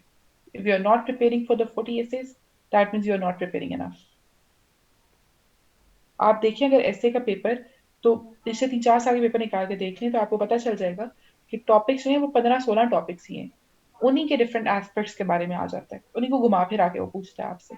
गवर्नेंस होगा, अकाउंटेबिलिटी होगा, फेमिनिज्म होगा, एजुकेशन है, मीडिया है, वगैरह वगैरह, इस तरह के टॉपिक्स हैं, या इकोनॉमी वगैरह। तो अब बेसिकली ये है 60% मार्क्स का मतलब पता है क्या होता है राजा वाहिद? 720 नंबर होता है 60%। 720 नंबर तब आते हैं सीएसएस में जब आपके हर सब्जेक्ट में 60 नंबर हो। 60 नंबर हर सब्जेक्ट में बहुत बहुत ज्यादा है, but still one can try. थोड़े बहुत सोए, महीम सोए। 720 वाला तो आराम से एलोकेट हो जाता है। 720 नंबर लेना बहुत मुश्किल काम है। केपी में लोगों सबकी एलोकेशन हो जाती है, डोंट वरी अबाउट दैट। जितनी सीटें आती है उतने लोग पास होते हैं, या लोग कम ही पास होते हैं सीटों से। और हर साल मुख्तलिफ नंबर ऑफ सीट्स आती हैं, फिक्स नहीं होती कि मैं आपको बता दूं कितनी सीट्स आती हैं। पता नहीं, यहाँ मैंने परसेंटेज निकाली नहीं। पंजाब वाले बहुत मेहनत करें।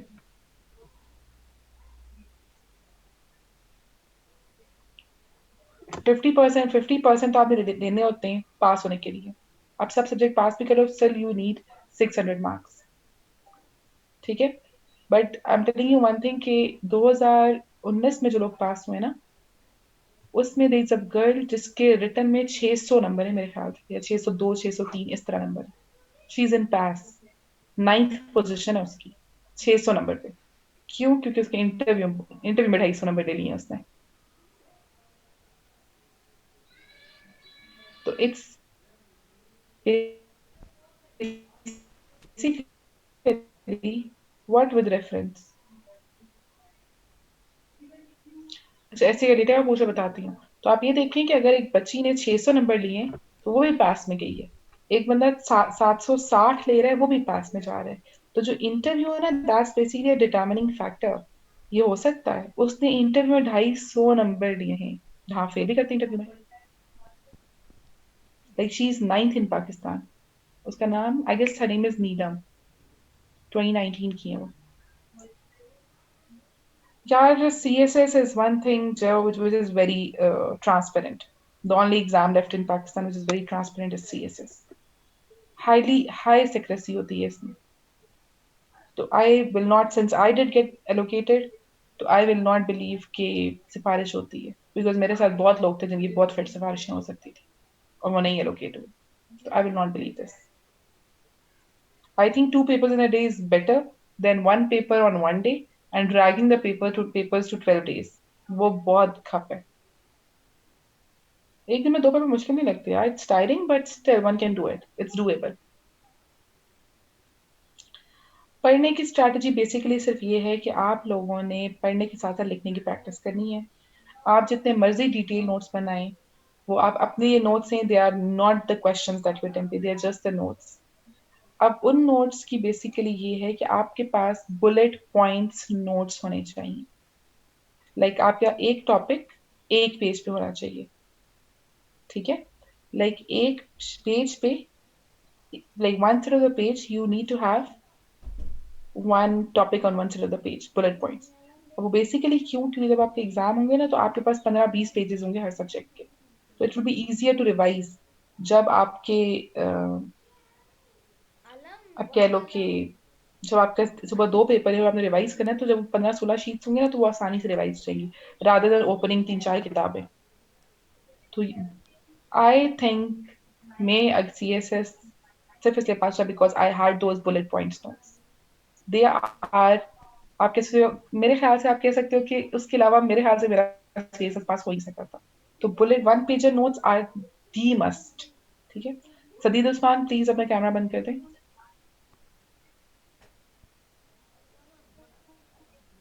तो 1 पेजर नोट्स है, they are the must thing for MCQ जो है वो पास पेपर्स के आप लोग कर लें। एंड पास पेपर्स के करेंगे तो काफी सारे आपके पास पेपर्स से 4-5 आ जाते हैं पास पेपर्स के, तो वो कर लें। बाकी ये कि ऐसे जो डॉक्टर शैल आप कह रही हैं ऑल्टरनेट डे पे तो नहीं लिख पाएंगी अभी स्टार्ट में, लेकिन खैर अब आपका स्टार्ट भी नहीं है, लेकिन आप ये कर लें कि हफ्ते में 2 ऐसे भी लिख लें तो दे आर लॉट। अखबार पढ़े इंग्लिश इंप्रूवमेंट के लिए और लिखें। अस्मा सर कुछ कुछ, आई विल नॉट से this about all the books.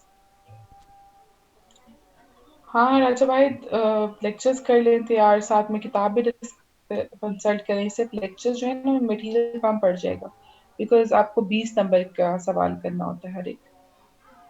प्रेसी paper के बारे में मैं आपको सिर्फ ये बता देती हूँ, अगर आप 1 मिनट अजान हो जाने थे।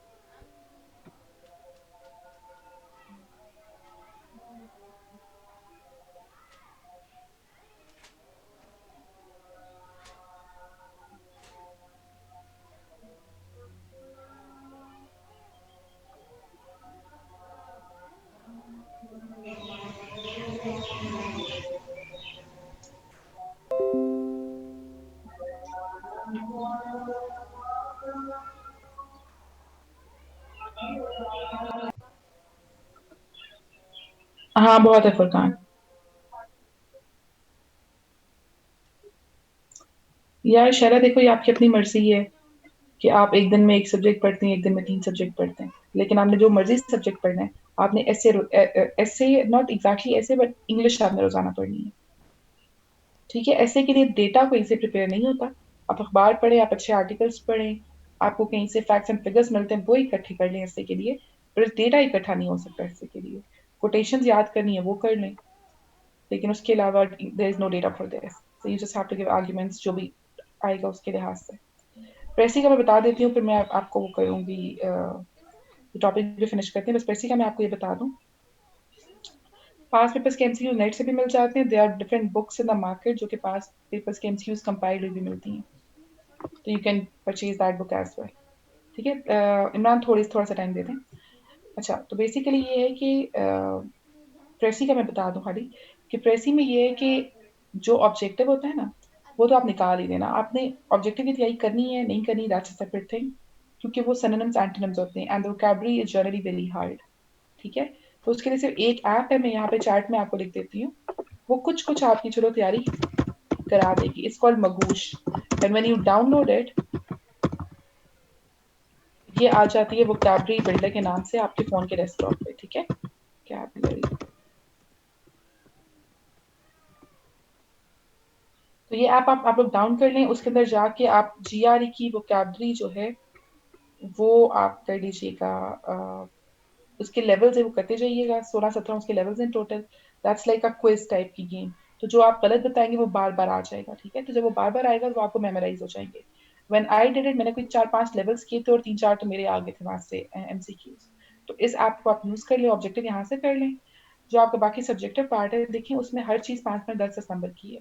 तो अब आपने ऑब्जेक्टिव अगर निकाल भी दें तो आपने ये सोचना है कि 80 में से आपने मिनिमम 40 नंबर लेने in order to clear the exam.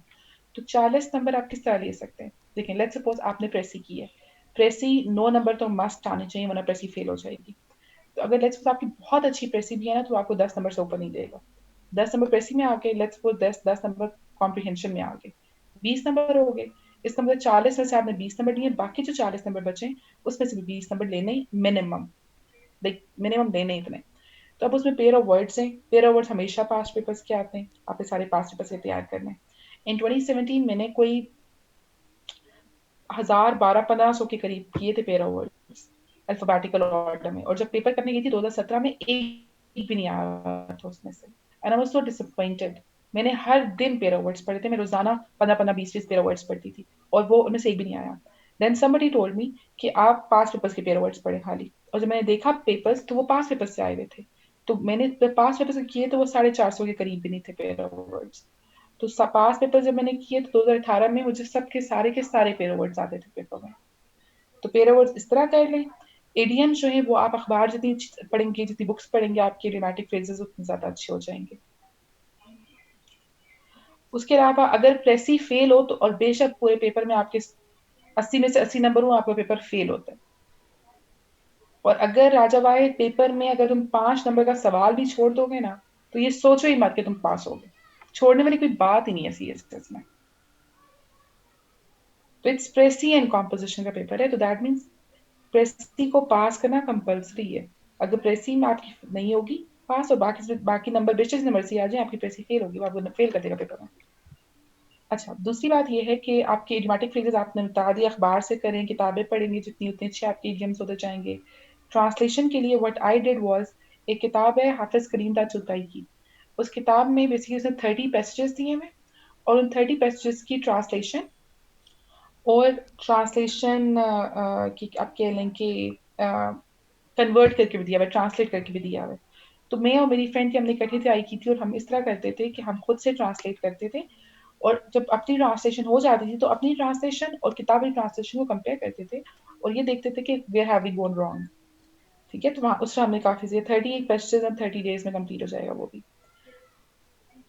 अच्छा, अगर आप रोजाना क्लास में पहले नोट्स लिखते हैं, फिर नोट्स नीट करते हैं और फिर उसके बाद बुलेट पॉइंट्स बनाएंगे और फिर याद करेंगे, तो फिर तो तैयारी नहीं होती सीएसएससी बच्चों। इन्हीं नोट्स के ऊपर आपको नोट्स नीट नहीं करने चाहिए, आपको सवाल अटेम्प्ट करने चाहिए। क्लास में लेक्चर लो और उसके बाद सिर्फ क्वेश्चंस अटेम्प्ट करो, don't just waste time in making neat notes. सिर्फ बुलेट पॉइंट नोट्स बनाने और पेपर अटेम्प्ट करने। हर बंदे की अपनी स्ट्रैटेजी होती है पढ़ने की, लेकिन you guys need to manage time. बाकी इसके अलावा भी जो प्रेसिंग है दैट इज लाइक प्रपोजिशन हैं, डायरेक्ट इनडायरेक्ट आ जाते हैं, एक्टिव पैसिव भी सिलेबस में बट वो इतने आते नहीं है। तो इस तरह की चीजें, तो वो आप लोग सारे छोटी छोटी चीजें रोजाना करना शुरू करो। आप रख लो कि रोजाना मैंने 2 सालों के प्रेसी के पेपर वो पेयर अवर्ड्स करने। प्रेसी कैसे इंप्रूव करें, पिछले सारे सालों की प्रैक्टिस करो यार। आई रिमेंबर डूइंग 10-12 प्रेसीज, मुझे ये पता है। कॉम्प्रिहेंशन के लिए आपकी कॉम्प्रिहेंशन लाइक अंडरस्टैंडिंग स्किल्स सबसे बेहतर होंगी। पास पेपर्स की प्रेसी प्रैक्टिस करिए, पास पेपर्स की कॉम्प्रिहेंशन की पैराग्राफ प्रैक्टिस करिए, you will be fine. Evaluation LMS पे भेजो लिखने के लिए, तुम्हें पता नहीं एलएमएस पे भेज सकते हैं?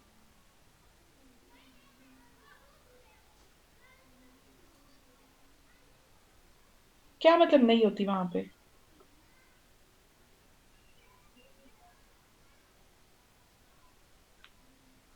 इवैल्यूएशन की होती वहां पे? ये किसने कहा है कि एक वीक बाद एक फाइल भेज सकते हैं? No, that not true.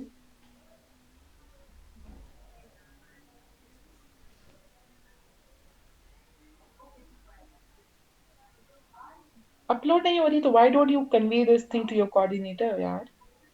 वहां कंप्लेन का ऑप्शन भी होगा। ऐसे कैसे के फीडबैक नहीं है यार? मतलब आई कन्वे दिस टू सरातिफ के इस तरह से है ताकि तुम लोगों के असाइनमेंट्स तो चेक हो ना, because we have people in academy who are here only for the assignment checking ना, तो आप होनी चाहिए।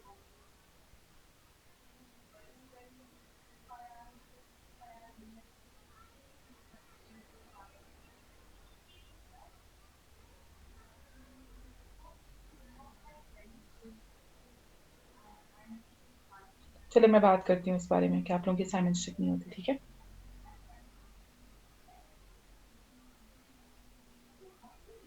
इमरान ईमेल करो मुझे। I am sending you my email. अगर if you guys are not satisfied with your assignments just send it to me, I convey the this query. देखो अगर कोई चीज नहीं ठीक हो रही ना तो दैट मीन्स कि आप यू गाइस आर देयर कि आप लोग बताएं कि हमारी चीज काम ठीक नहीं हो रहा, because we have appointed people because of you guys ना, ताकि आप लोगों की हेल्प हो जाए। तो अगर आप लोग नहीं बताएंगे तो फिर हमें तो पता ही नहीं चलेगा कि चीज खराब हो रही है। तो आप बता दें, यहाँ पे मुझे भेज दें अपनी assignment.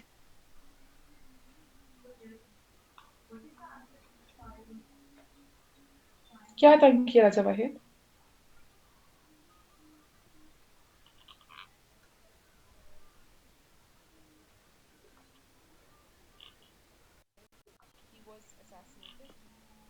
He was assassinated।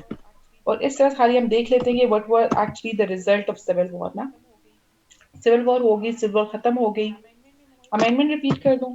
Amendment में मोहम्मद उस्तामा बेसिकली वो ये कह रहे थे कि neither slavery nor involuntary servitude except as a punishment for crime whereof the party shall have been duly convicted, shall exist within the United States or any place subject to their jurisdiction। ठीक है, वो ये कहना चाह रहे हैं कि America में और ऐसी कोई भी जगह जो अमेरिका की जुरिस्डिक्शन में आती है वहां पे स्लेवरी एग्जिस्ट नहीं करेगी।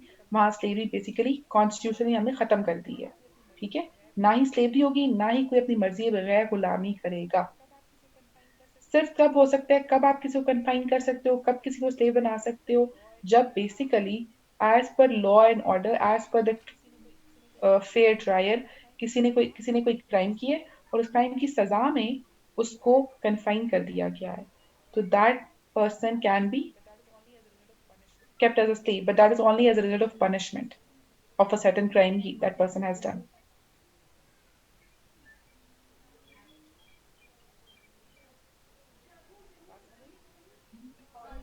बात समझ आइए Usama?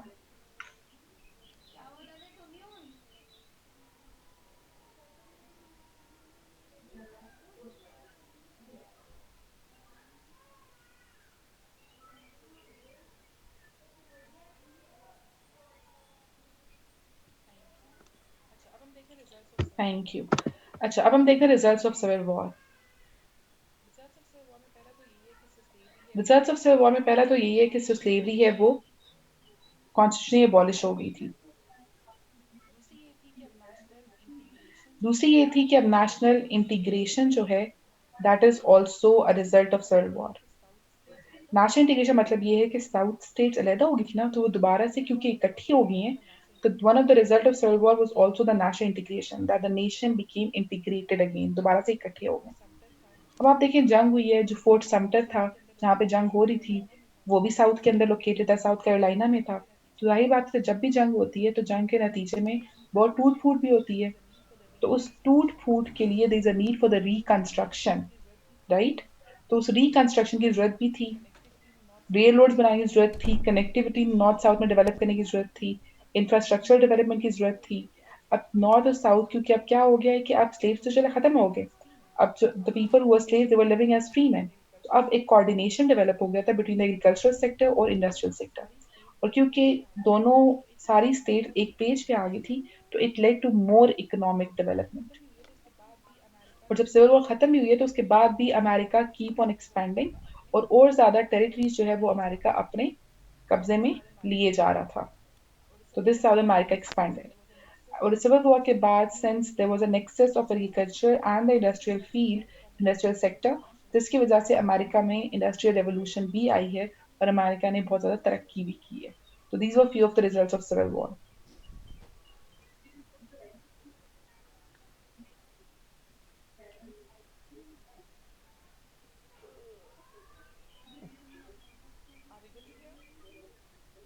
Are we good to hear? ये सारे पॉइंट बेसिकली हम पढ़ चुके हैं, आपने बस इनको एक्सप्लेन कर लेना।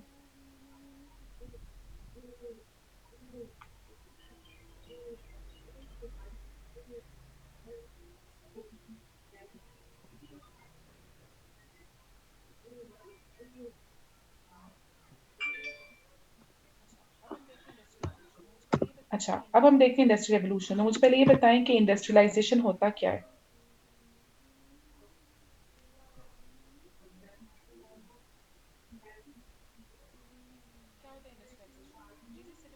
क्या होता है इंडस्ट्रियलाइजेशन? जीजी सिटीजनशिप मिल गई है स्लेव्स को क्योंकि स्लेवरी खत्म हो गई है, slaves became the citizen of America.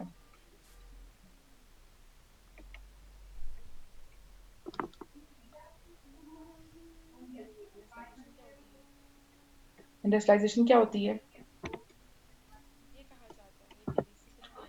ये कहा जाता है कि बेसिकली इंडस्ट्रियलाइजेशन जो है it is basically an output oriented system, ठीक है, कि रॉ मटेरियल्स इस्तेमाल करके एक प्रोडक्ट बनाया जाता है which actually gives more benefit या विच ऑफ हायर वैल्यू। जो आउटपुट होता है ना वो हायर वैल्यू क्या का होता है। तो बेसिकली इंडस्ट्रियलाइजेशन जो है it is an output oriented system जिसमें कैपिटल और लेबर दोनों मिलके प्रोडक्शन कॉस्ट को लोअर कर देते हैं, वर्कर की आउटपुट भी इंक्रीज होती है और लार्जर बेनिफिट होता है। This is what basically the industrialization is.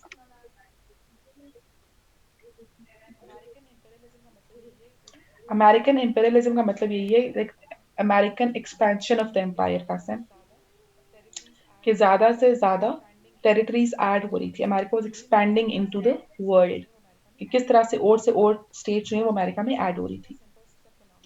Industrialisation का सिंपल सा फिनोमेनन है रोमेसा, इंडस्ट्रीज सेटअप करना। इंडस्ट्रीज सेटअप होती है उसमें क्या होता है, कैपिटल इन्वॉल्व होता है, लेबर इन्वॉल्व होता है। जब दोनों मिलते हैं तो वो अपनी एफर्ट से प्रोडक्शन कॉस्ट को रिड्यूस करते हुए एक रिफाइंड फिनिश्ड प्रोडक्ट बनाते हैं, विच टेल्स कि जो आउटपुट है वो एक बेहतरीन कमोडिटी है, and that commodity actually gives more benefit than that it would have given when it was a raw material. So this is basically industrialization is.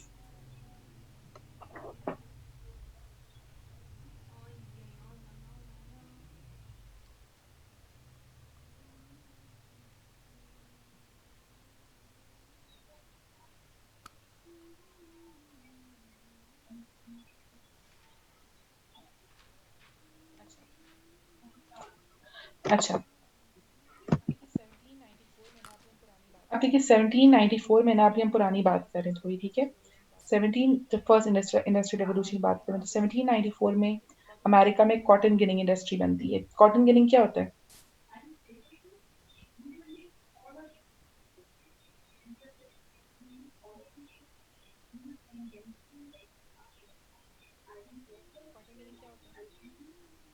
Cotton ginning क्या होता है? कॉटन को ना बेसिकली कॉटन जो है basically that's an agricultural product ना। हाँ जी, cotton को साफ करने वाली, आप कह सकते हैं कि कॉटन को उसके सीड से जो अलहदा करने वाली होती है ना machine, that is a cotton ginning machine. ठीक है, कॉटन इंजन भी इसको कहा जाता है कि कॉटन को उनके सीड से अलहदा करते हैं।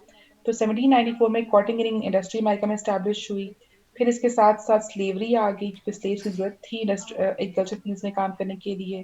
फिर over the course of time spinning और वीविंग की मशीनें भी आना शुरू होगी। ठीक है, स्पिनिंग और वीविंग का पता है ना? बस ये थोड़ी देर लगेगी, 2 स्लाइड से मैं आपको ब्रेक दे दूंगी। नमाज जो है वो आपकी 6 बजे तक भी हो जाती है, आई नो दिस। थोड़ी देर अगर रुक जाए आप, ठीक है, ताकि टॉपिक मैं खत्म कर लूँ एक दफा, फिर मैं आपको नमाज ब्रेक भी देती हूँ, क्विज भी देती हूँ। तो स्पिनिंग और वीविंग बेसिकली जो है ना, these are basically like sort of a similar, but they are like the 2 steps. आप कह सकते हैं जब भी कोई टेक्सटाइल की प्रोडक्शन होती है तो ये 2 स्टेप्स इन्वॉल्व होते हैं। ठीक है, फिर स्पिनिंग में क्या होता है?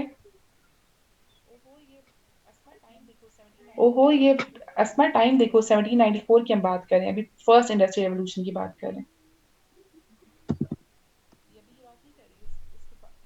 ये अभी ये बात नहीं कर रही, उसके बाद ये उस स्लेव सिटीजनशिप से पहले की बात करें हम अभी।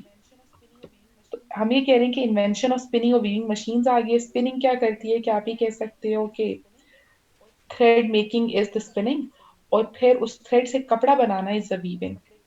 ठीक है, लाइक बुनना उस कपड़े का into form of a cloth, that is weaving. तो ये मशीन्स डेवलप होना शुरू होगी। तो हम ये कह सकते हैं कि टेक्सटाइल सेक्टर जो है दैट वाज एस्टैब्लिश्ड। ठीक है, फिर उसके बाद क्या हुआ कि बूट कॉटन मिल जो है वो भी एस्टैब्लिश हो गई। ठीक है, वो भी बेसिकली इसी सेक्टर में काम करी है मिल। तो आई थिंक ये जो मिल है ये मैसेच्यूसेट्स में है, I think. You guys can check if you want. हाँ, वो एस्टैब्लिश मैसेच्यूसेट्स लिखा हुआ भी है मैंने आगे। अच्छा, बूट कॉटन मिल जो है वो मैसेच्यूसेट्स में एस्टैब्लिश होगी 1820 से 1870 के दौरान में। फिर एग्रीकल्चरल फील्ड जो है, एग्रीकल्चरल जो आप कह सकते हो कि पहले तो इंडस्ट्रीज सेटअप हो रही हैं, फिर एग्रीकल्चर में भी क्या हो रहा है कि उसको भी थोड़ा सा मॉडर्नाइज किया जा रहा है, मैकेनाइज किया जा रहा है। तो फिर रीपर और प्लो वगैरह इनकी डेवलपमेंट, इनकी मतलब बेसिकली डेवलपमेंट होगी, ये डेवलप होगी, ये इन्वेंट कर लिए गए। कम्युनिकेशन सिस्टम बेहतर हो गया, टेलीग्राफ की इन्वेंशन हो गई। तो इस there was some invention that were going on during this time of the first industrial revolution. ठीक हो गया? Are we good till here?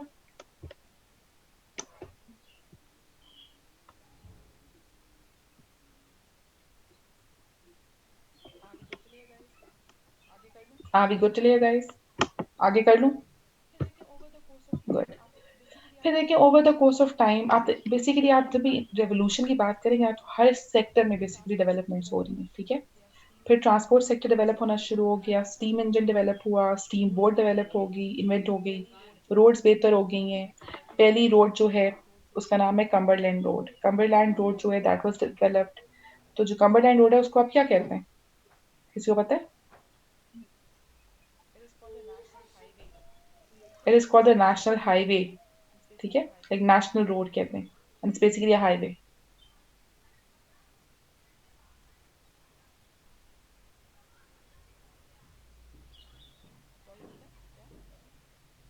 Sorry Neelam, क्या? जीजी पहले आई थी ना, फर्स्ट इंडस्ट्रियल रेवोल्यूशन का टाइम आपने देख लेना। 1794 से हम बात करना शुरू करें तो फिर कमरलैंड रोड बन गई है, रेलवे नेटवर्क डेवलप होना शुरू हो गया है, लाइट बल्ब की इन्वेंशन हो गई है। तो ये सारी चीजें जो हैं these were getting invented and developed during the first industrial revolution. फिर बेसिकली क्या है कि टू टाइप्स ऑफ डिस्कवरीज हुई हैं। बेसिकली ऑयल की डिस्कवरी हो गई है, आयरन ओर की डिस्कवरी हुई है, कोल माइंस अमेरिका में तो कॉपर माइंस भी हैं, उनकी डिस्कवरी वगैरह हुई है। जो गवर्नमेंट की पॉलिसी थी वो भी इंडस्ट्रियल थी, that government wanted to focus on the industrial sector, wanted to develop the economy. फिर पॉलिसी ऑफ लेजर फेयर उन्होंने अडॉप्ट की हुई थी, मैंने आपको लास्ट क्लास में बताया था कि लेजर फेयर क्या होता है। फिर प्रोटेक्टिव टैरिफ पॉलिसी उन्होंने लगाई ताकि अपनी डोमेस्टिक पॉलिसी डोमेस्टिक इकोनॉमी जो है उसको बेसिकली आप कह सकते हैं प्रोमोट कर सकें। फिर इंटरनेशनल ट्रेड होना शुरू हो गया। America was developing in every sector, America started giving out goods, bilateral agreements हुए, फ्रीडम ऑफ सीज की प्रोटेक्शन वगैरह हुई। तो basically whenever there will be revolution ना, तो every sector obviously like revolutionize in different ways. तो वो सारी सब बातें यहाँ पे आपको एग्रीकल्चरल फील्ड का जिक्र आएगा, you use the south, and whenever there is an industrial field you use the north.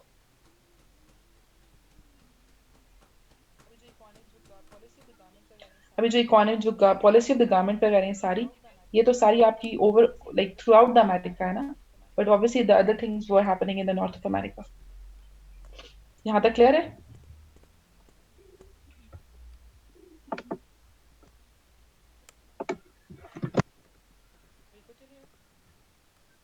Are we good till here? अब एक तो मैं ये करने लगी हूँ कि I am going to give you a link, आपने क्विज करना है। क्विज के बाद आप बस 10 मिनट है, आप क्विज करें और 10 मिनट की ब्रेक करें, ठीक है? और फिर वापस आए। It's not like you are, छुट्टी नहीं दे रही मैं। तो ये 5:27 हो रहे हैं ना, 5:27 के बाद फिर मैं आपको वो कर रही हूँ।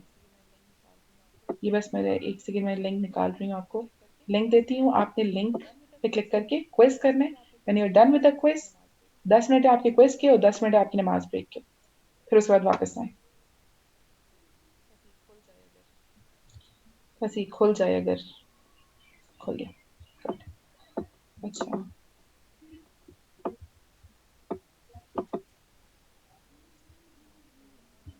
सो मैं आपको लिंक देती हूँ। ये it's here. Let's just copy it.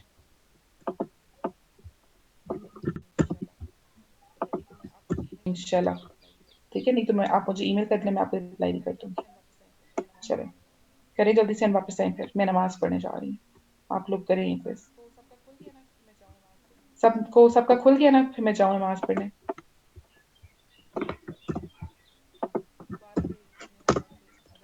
दोबारा भेज रही हूँ ताकि अगर कोई लेट ज्वाइन करे या कुछ तो कर सके। It's the same link.